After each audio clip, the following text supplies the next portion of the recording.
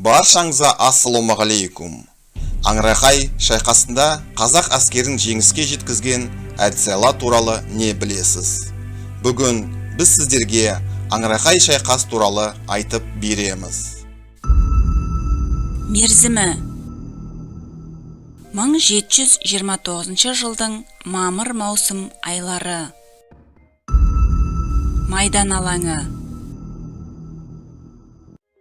Хантау тауы, Алакөл көлі мен Аңырақай тауларының аралығы, қазіргі Алматы және Жамбыл облыстары. Шайқасқан екі тарап. Қазақтар 30-35 мың атты әскер, жоңғар жағы 40-42 мың атты әскер. Қолбасшылар. Қазақ әскерінің қолбасшысы Әбілхайыр хан, жоңғарлардың қолбасшысы Қалдан Серен болды. Қатысқан батырлар. Ұлы жүз жасағы.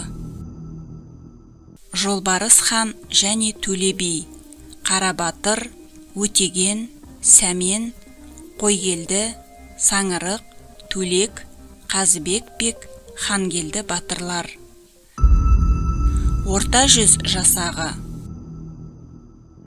Бөгенбай, Шақшақ Жәнібек, Ер Жәнібек, Тілеулі, Қабанбай, Жауғашар батырлар.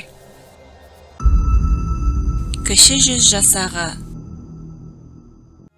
Есет және Тайлақ батырлар. Қанша күнге созылды? 45 күн. Адам шығыны. Қазақтардың жасағынан 8 мың жауынгер қаза тапты. Жоңғарлардан 28 мың жауынгер шығын болды. Тарихи маңызы. Мұхтар Мағауин, егер Бұланты мен Аңырақайдағы жеңістер болмаса, қазақ ордасы осыдан 300 жыл бұрын мүлде тозып, құрып біткен, Ноғай ордасының кебін киері анық. Тоқтау көрмеген жоңғар қалмағы енді бірер серпінгенде еділ қалмағы мен тоқсар еді. Сарықайдан айырылған соң қазақтың барар жер, басар тауы қалмас еді, деп баға берді. Өту барысы. Шайқас жекпе-жектен басталады. Жоңғар жағынан мықты әскери қолбасшы Шарыш батыр шықса, қазақ қолынан жап-жас Сабалақ батыр Әбілмансұр ниет білдіреді. Оның абылайлап, аруаққа сыйынып шабатыны да осы сәт. Аңырақай шайқасында алғашқы ұрыстар позициялық күштерді барлау, ой қорыту мақсатында жүргізілді. Екі жақта сол өңірдегі тау, жыра, жазықты барынша ұтымды пайдаланып, аз шығынмен жауын көп қыруға жанталасты. Жоңғарлардың қару жарағы басым еді. Мылтықта өздері жасап шығарған зеңбіректеріне дейін болды. Ал қазақ жағы түрлі тәсілдермен және айла амалдарды қолдану арқылы жауының қару жағынан басымдығына қарамастан жеңіп кетті. Соған қарағанда қазақтар сол уақыттарда зеңбірекке қарсы ұрыс тәсілдерін меңгерген болуы керек. Негізгі тәсіл аз ғана қолмен жау жай-барақат демалып отырғанда шабуылдау әдісі болды. Мұндайда адам шығыны аз болады. Әсіресе түнгі уақыттарда жау жағы от жағып отырғанда барып шабуылдаған.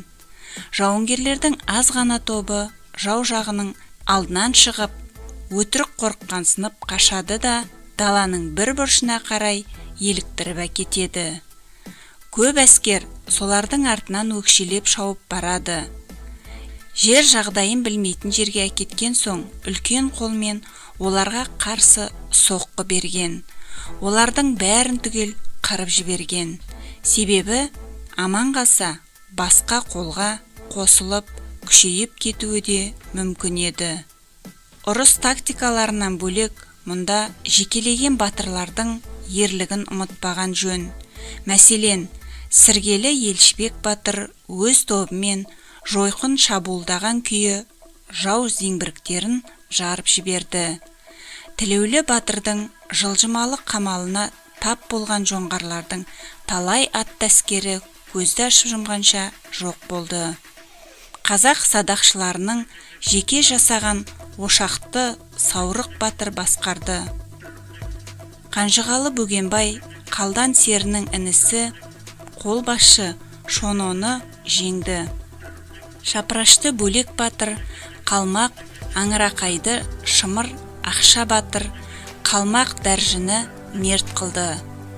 Итшпестің Алакөлі маңындағы соққыдан есін жия алмай қалған қалмақтар сусыз сортаң жерде шөлге ұшырап, одан әрі соғыса алмай, Аягөз Шарға қарай жөңкіле қашты. Аңырақай шайқасы болған жер 200 шақырымды қамтиды екен. 45 күнге созылған майданда қазақтар басымдыққа ие болып, Балқаштың оңтүстігіндегі Сорқұдық көлі тұсында да жеңіске жеткен. Өкінішке қарай жеңіс жалғасын таппады. Хан болудан үмітті Әбілқайыр мен Сәмеке хандар қазақ билеріне ренжіп, әскерін алып кетіп қалды.